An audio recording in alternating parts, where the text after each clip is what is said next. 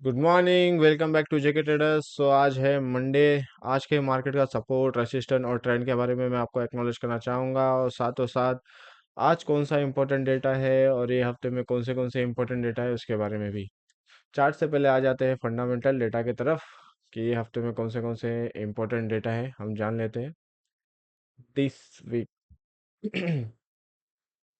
Monday को usually आप सभी को पता है, और फ्राइडे को रात को जब वेबिनार हुआ था उसमें भी मैंने आपको कहा था, और उसमें मैंने आपको पूरा ये महीने में कौन से इंपॉर्टेंट इवेंट्स है, मेजर इवेंट्स, वो सारी चीज़ें एक्सप्लेन की थी। आज हम जानते हैं कि ये हफ्ते में कौन सा मेजर इवेंट्स है, और ये हफ्ता काफ़ी इम्पोर्टेंट वीक है पूरे दिसंबर के लिए। और आई गेस ये लास्ट वीक है जिसके अंदर हमें इतना सारा डेटा देखने मिलेगा। उसके बाद नेक्स्ट वीक से हमें कोई मेजर डेटा देखने नहीं मिलेगा। और यूजुअली पूरे ईयर्स में ऐसा कोई वीक नहीं आता जिसके अंदर इतने सारे डेटा हमें देखने मिलते हैं। मंडे को तो कोई इंपॉर्टेंट डेटा है नहीं। ट्यूसडे को हमारे कोर सीपीआई नंबर, यूएस के इन्फ्लेशन नंबर है।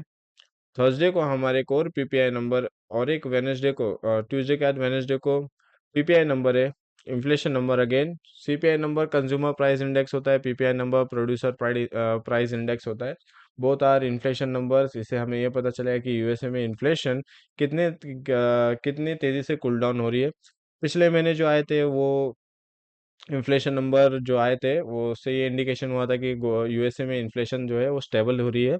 और जब कोर पीसी इंडेक्स आए थे वो भी नॉर्मल फ्लैट आए थे। बट अभी नज़र रहेगी, बिकॉज ये दोनों जो डेटा है वो इंटरेस्ट रेट से पहले आ रहे हैं, और इसके इसके नेगेटिव या पॉजिटिव होने पर इंटरेस्ट रेट पर प्रेशर पड़ सकता है, या तो बढ़ सकता है तो घट सकता है। कोर पीपीआई के बाद वेनेसडे के रात को ही फंड रेट का मतलब आपको ज़्यादा इंतजार नहीं करना पड़ेगा। वेनेसडे के रात को ही फंड रेट पे डिसीजन है, इंटरेस्ट रेट पर।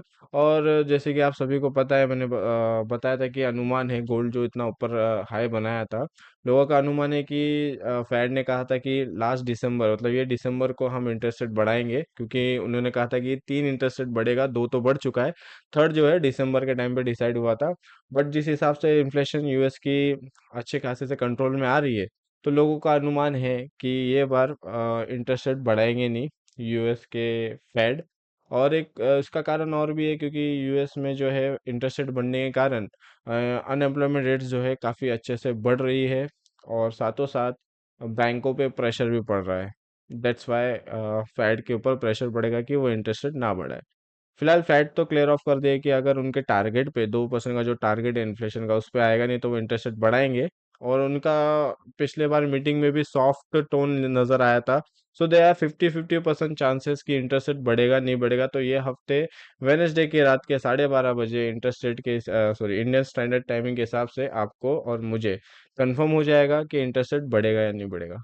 ये है कि अगर इंटरेस्ट रेट बढ़ के आया तो गोल्ड के अंदर हमें काफी अच्छी खासी सेलिंग नजर आ सकती है। और इंटरेस्ट रेट अगर नहीं बढ़ा तो गोल्ड के अंदर पॉजिटिव नजर आ सकती है।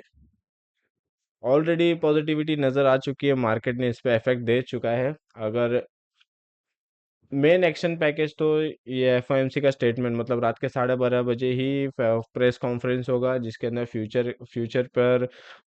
फ्यूचर इकोनॉमिक स्टेटमेंट रिलीज होंगे। और प्रेस कॉन्फ्रेंस में फेड के जो मेन मेंबर है वो आंसर्स देंगे कि आने वाले टाइम पे रेट कट डाउन किस तरीके से करेंगे। इफ अगर इंटरेस्ट रेट ना बढ़ाए तो हो सकता है नेक्स्ट ईयर के फर्स्ट एफओएमसी मीटिंग में ही रेट कट डाउन हमें देखने मिले। सो ये सारी चीज़ें गोल्ड के लिए पॉजिटिव है। अगर गोल्ड ये स्टेटमेंट जो मैंने कहा अभी वही चीज़ निकल गया है तो गोल्ड के अंदर एक अच्छी खासी बाइंग हमें देखने मिल सकती है। तो थर्सडे को तो ये सारे सुप्रीमेसी डेटा है वो कवर अप हो जाएंगे। फिर कोर रिटेल सेल्स है थर्सडे को ही। फ्राइडे को हमारे यूएस के तरफ से फ्लैश मैन्युफैक्चरिंग पीएमआई और फ्लैश सर्विस पीएमआई। सो ये हफ्ते जो है काफ़ी इंपॉर्टेंट डेटा है, CPI, PPI, funded decision, fed की प्रेस कॉन्फ्रेंस भी है। We have to watch all the data carefully. और ये हफ्ता काफ़ी क्रूशल रहेगा।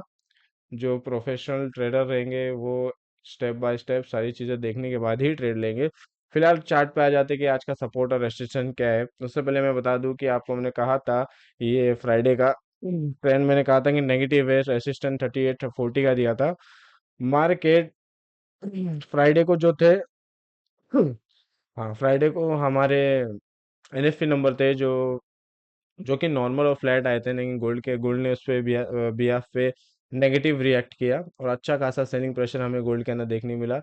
और गोल्ड ने 30 का उस फ्राइडे को 33 का हाई बनाया और लो जो बनाया था 1995 1994 के अराउंड बनाया था, लेकिन 2000 के नीचे फ्राइडे को सस्टेन नहीं किया। देन अब 2007 का अब बनाया और अभी जो है 2000 के नीचे अच्छा खासा गोल्ड ने सस्टेन कर दिया है, तो इससे हमें ये क्लेरिफिकेशन मिल जाती है कि गोल्ड के अंदर अभी काफ़ी अच्छे से एक नेगेटिव ट्रेंड कंटिन्यूस है।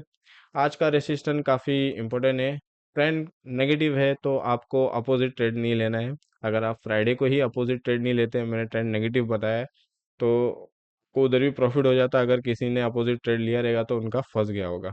ट्रेंड नेगेटिव है, ट्रेंड के बिहाफ पे ट्रेड मत लीजिए।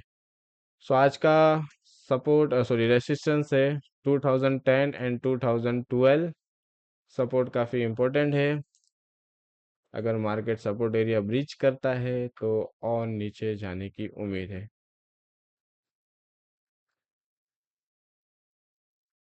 1988 का आज का सपोर्ट है और 1985 ये सपोर्ट एरिया है। आज का ट्रेंड नेगेटिव है। डेटा जो है आज मंडे को कोई मेजर डेटा है नहीं, so no there is no more data. और हो सकता है maybe there are chances कि कल जो सीपीआई नंबर है और परसों पीपीआई नंबर है और फेड के इंटरेस्ट रेट का डिसीजन है, तो मार्केट एक साइडवेज जोन में रिएक्ट करे या तो ट्रेंड को कंटिन्यू करे और डाउन अपना क्रिएट कर सकती है। और 1880 का उसका एक मेजर सपोर्ट है, सॉरी 1980 का। सो ट्रेंड नेगेटिव है, ट्रेंड के बिहाफ में ट्रेड मत लीजिए, वेट कीजिए बड़े बड़े इवेंट का कंप्लीट होने का। Thank you for watching and have a good day.